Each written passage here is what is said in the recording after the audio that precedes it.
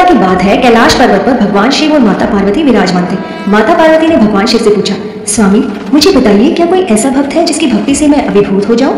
भगवान शिव ने मुस्कुराते हुए कहा, पार्वती, संसार में अनेक भक्त हैं, लेकिन नारायण नामक एक भक्त की भक्ति अद्वितीय है। उसकी भक्ति की कथा सुनकर तुम्हारा हृदय प्रेम और श्रद्धा से भर जाएगा।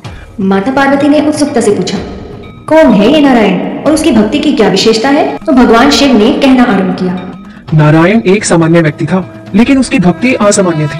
वह प्रतिदिन प्रातःकाल स्नान करके शुद्ध वस्त्र धारण कर मेरे शिवलिंग की पूजा करता था, और उसकी पूजा में इतनी निष्ठा और प्रेम था कि उसके द्वारा अर्पित प्रत्येक फूल, प्रत्येक जल की बूंद मेरे हृदय को प्रसन्न कर देती थी।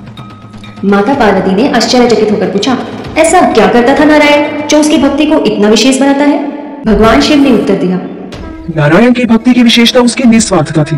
वह कभी किसी भी फल की इच्छा नहीं रखता था। एक बार जब उसके गांव में अकाल पड़ा, तब भी उसने मेरी पूजा में कोई कमी नहीं आने दी। और जब मैं उसकी परीक्षा लेने के लिए उसके पास स्वयं गया, तो जानती हो पार्वती, उसने मुझसे क्या मांगा?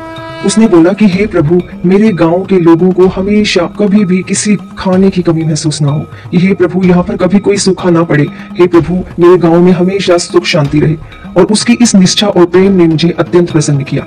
माता पार्वती ने भावुक होकर कहा, नारायण की भक्ति वास्तव में अद्वितीय है। उसकी इस निस्वार्थ भक्ति के कारण ही आपके प्रिय भक्तों में से वो एक है। इस प्रकार भगवान शिव और माता पार्वती की यह कहानी हमें निस्वार्थ भक्ति का महत्व सिखाती है।